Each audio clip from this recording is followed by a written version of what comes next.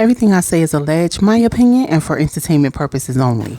So we continue with Letitia sitting down with Latrice to talk about how Cliff is treating Latrice.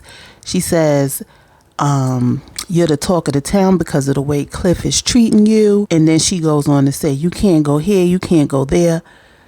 And the only thing I have to say about this is, Letitia, the way Glenn be treating you, like, are you the one to be talking to Latrice? I mean, really, you need to be consoling her and be empathetic, and y'all have a talk and figure out how y'all gonna get y'all antiquated husbands to let their wives be beautiful bosses. So Letitia presses again. She just want to make sure that Latrice is all right. Latrice says she is good. Her husband knows what kind of woman she is. Like, everybody knows her as a businesswoman in the community, and he comes off as a jealous, I believe that's what she said, but she does everything to make him feel included, and that, you know, everybody has marriage problems and they're working through it. And Letitia has nothing to worry about. Latrice says that she's been staying at her brother Zerik's house because she needs space to figure things out.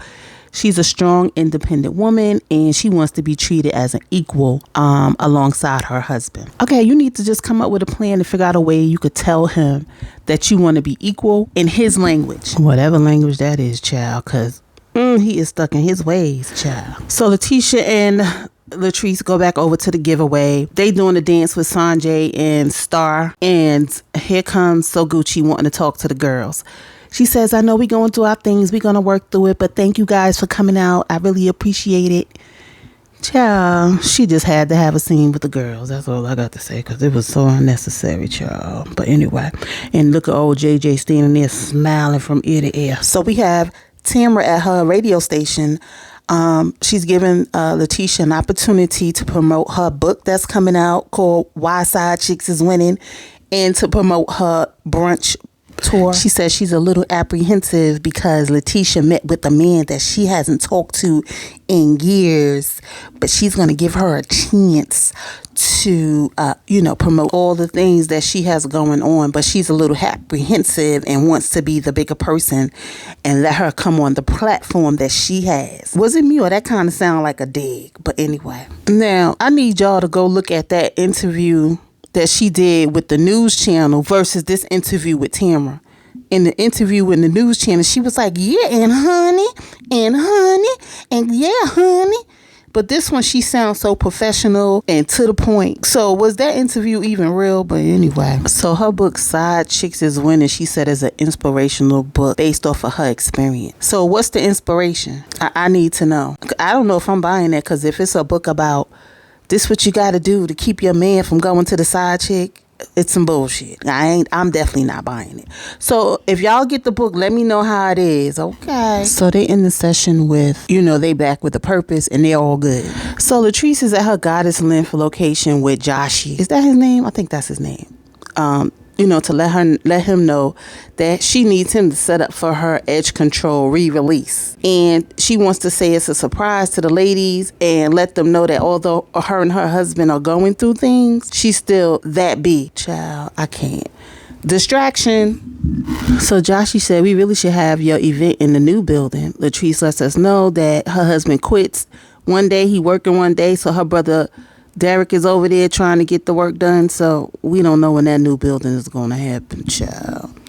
All that hype about her buying a new building, and we don't know when it's going to happen. So Tamara and Damon is going out on a date night.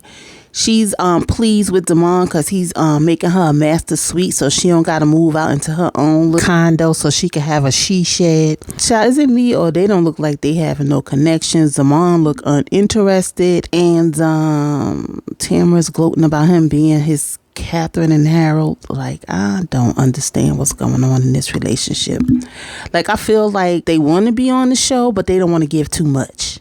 It's weird. So she said Damon has stepped up his game and become a good boyfriend. She's starting to love the living arrangement. Because y'all barely see each other. You working, he working. When y'all got time to see each other? Child, I wish them the best. So we got Keisha going to a doctor's appointment to find out about her blood pressure and what's really going on. And Soguchi meets her there to support her. I don't even know why she in a confessionals having any conversation about Akeisha and her blood pressure, but okay. No storyline. So Akeisha lets us know that she's been having panic attacks, like the stress of having children because it was so difficult, makes her worry, which causes a lot of stress. The doctor offered her low dose medication. She doesn't want to do medication. He advises her to go to a therapist to deal with her anxiety. So Latrice basically invite the ladies over to let them know that she has a deal with her product. Her edge control is going to be nationwide. She give this speech about, she letting them know because they're her circle and she loved them because they like family. Child, that's that champagne talking. So she gives all the ladies the edge control. And here goes So Gucci, the quote unquote classy lady, okay, asking if she could put it on her pubic hair. And I'm gonna leave that right there. So Gucci gets in her confessional and says Latrice's speech was written and she didn't mean nothing she's saying it, but she gonna continue to support her. Why if you have all this hate and venom for her? Why? So Gucci, I'm gonna need you to let that real estate deal go. Okay, because you ain't do what you was supposed to do as a real estate agent. Okay, the non-compete should have been signed point blank into the period. Okay, let it go.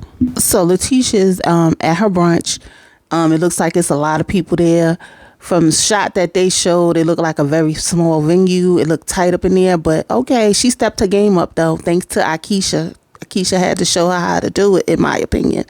But she has, I guess, the panelists back. In the back. Was it me or a lot of the panelists look like the Pilahatchee posse? I'm just asking. Latrice took a shot of Remy. She looked like she a little tipsy, so we gonna see how this go. Word of advice, Letitia, if you're gonna be doing a panel, don't be giving your guests no shots, okay? Let them come on as they are, and then after the event, you can give them all kinds of shots or drinks as you want. Now, is it me or the cameras kept focusing on Latrice?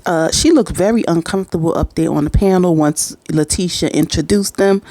I'm not understanding what they really trying to do here. Are we gonna promote this brunch or are we gonna focus on Latrice? Which she seems to be having issues, but what is it gonna be? Women empowerment or no? So here's my thing with Letitia, right? She says she's been training Latrice, for public speaking, but then when she gets here, she was like, what is Latrice doing? So that's a reflection on you, because you done came out and said that you was training her for public speaking, okay? But my thing is with Latrice, I feel like she was a little bit nervous. She had one sip too many, and then that's how she talks. Like, has she prepared herself? A drunken mind speaks a sober heart. I'm just saying. For this, she probably wouldn't have said fuck. Now, everybody's saying, like, she insulted the 9-to-5 people. And I can't believe I'm windmilling for Latrice. I can't believe I'm windmilling for her. If you take out the F word, it's who wants to work a 9-to-5. How was she insulting the people? I just need to know, how was she insulting the people? Because she said the F word? Okay, I'll give y'all that. But again, in my heart of hearts, I don't feel like she was doing it intentionally. Because who wants to work a 9-to-5? We work 9-to-5s. With the exception of the people who's doing their 9-to-5 and they love what they do. A lot of us is working our 9-to-5s to pay our bills. Let's just keep it real. Then we had the other panelist, the lady that was the developer. She was like, oh, y'all don't have homes over $400,000, making grand assumptions.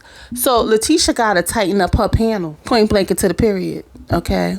So Gucci came to the rescue on that part to let us know that she shows multi-million-dollar homes. We ain't see her sell one yet, but okay. One of the panelists gave great advice about, taking a portion of your paycheck and invest it in something that you want to do. And then when that grow, keep investing. So I took that in. Like, keep your 9-to-5 until you're comfortable, but invest in your other business until you feel like you ready to move on and grow. What did Marie say? Hold on, let me go see what Marie said. Hold on. Marie said, when you start a business, make sure you're passionate about it. Make sure it's something that you love what you do, which is cool.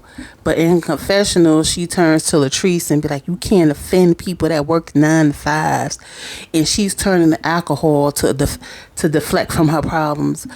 I just feel like maybe, but I also feel like Latrice was very nervous. I don't think she's comfortable with public speaking, in my opinion.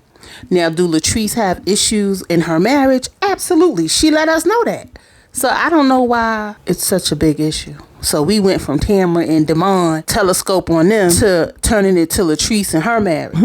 Which really is nothing wrong with it, because that's the way reality TV arose, okay? Somebody gonna be the underdog for each season. So it is what it is, child. That's just my opinion.